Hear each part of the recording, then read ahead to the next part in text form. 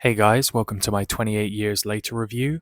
So, this film was really good and really weird at the same time. I left the theatre feeling good, but a little bit mixed as well. So, let's roll that intro and get right into it.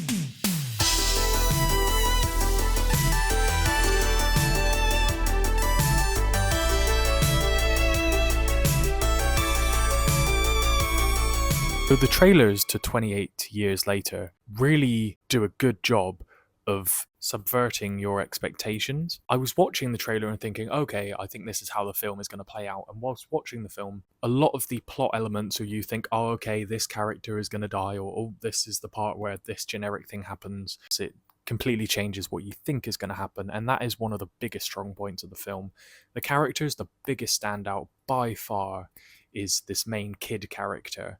And his acting is phenomenal for such a young actor, and props to him. Aaron Taylor Johnson is a very difficult character, difficult in the sense of his character is morally ambiguous. Jodie Comer's character, she is amazing again with her acting and really pulls at your heartstrings. You really feel for this character and the struggle that they're going through, without spoilers, of course. So, the main draw to this film is these zombies, these infected, and they really have changed it from the first two films. From the first two films, there are just these running aggressive zombies, which we love with this rage virus. Now they add a couple of new ones here, and spoilers going ahead if this is something that you don't want to hear. But you have these fat ones that crawl on the ground and don't appear to really have the rage virus, which is a little bit odd to me. And you also have these alpha rage zombies, and these are absolutely insane.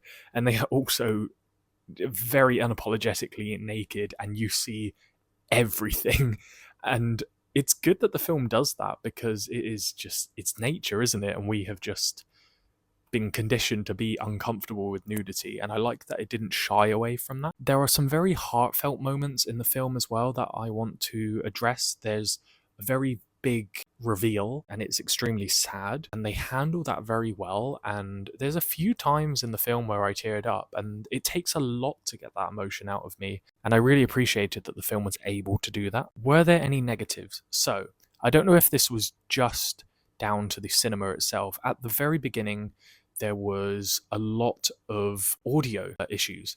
So when there were certain songs playing in the background, they seemed to be very loud and almost distracting, and there was this constant like rumbling, buzzing sound in certain songs. Again, that can just be down to the cinema itself and their speakers or some type of issue. But overall, sometimes the music at the beginning of the film appeared to take over a little bit. There are some quite unique camera tricks and cinematography, like when a zombie is shot and then the camera will quickly transition from one shot to another angle of the same shot. And it's unique, but it's a little bit jarring at first and you don't really expect it. But once you get used to that and kind of expect that going forward, it becomes quite good, and I learned to appreciate it. There's quite a few really good up-close shots where you can get a lot of emotion from the characters when they're delivering quite important dialogue or emotional moments or scenes that are quite important. So I appreciated that.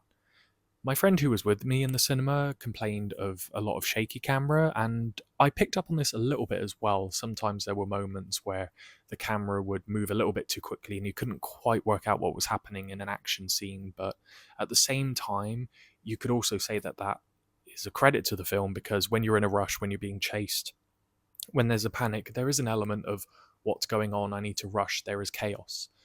But personally, I didn't have an issue with that that was too noticeable where it ruined the experience for me. Before I get into the biggest negative I have with the film, the intro to the film was a little bit up and down, but good once it starts rolling, once you know where you are and what the plot ahead is potentially going to be.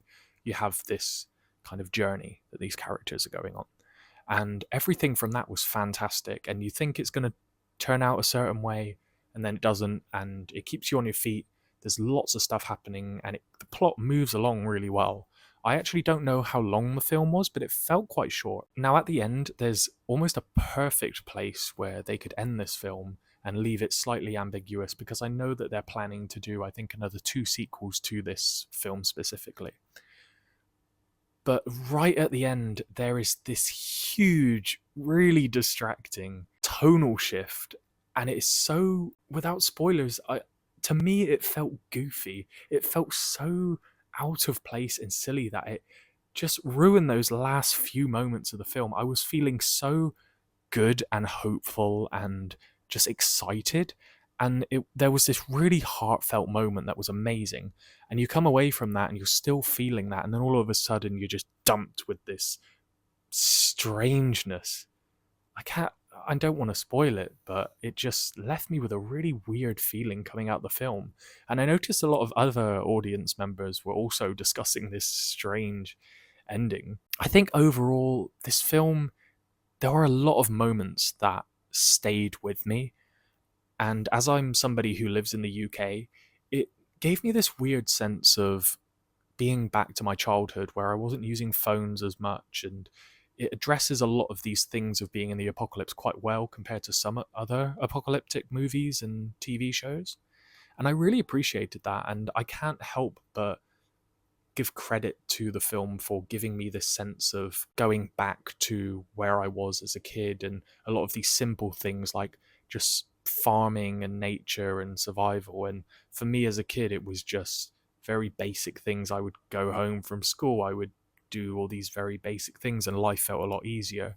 And the characters portray that really well at the very beginning. So there are quite a few things in this film that I will go away and still remember. I don't think it's by any means a forgettable film. It does very good at making you remember the crucial and important elements. I'm very intrigued to know some of these characters' stories going forward, so I will definitely be checking out the sequel when that comes out. So overall, I would give this film a 6 out of 10.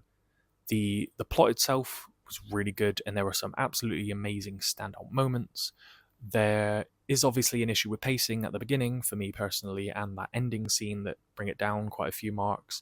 There's the audio and some camera jarring issues that, again, get used to and don't seem to be an issue throughout the rest of the film. But I don't know if that's simply down to the cinema I was in. So overall, 6 out of 10, I feel quite comfortable giving the film a 6 out of 10. I hope you guys enjoyed this review. Please remember to like and subscribe to the channel. Until next time.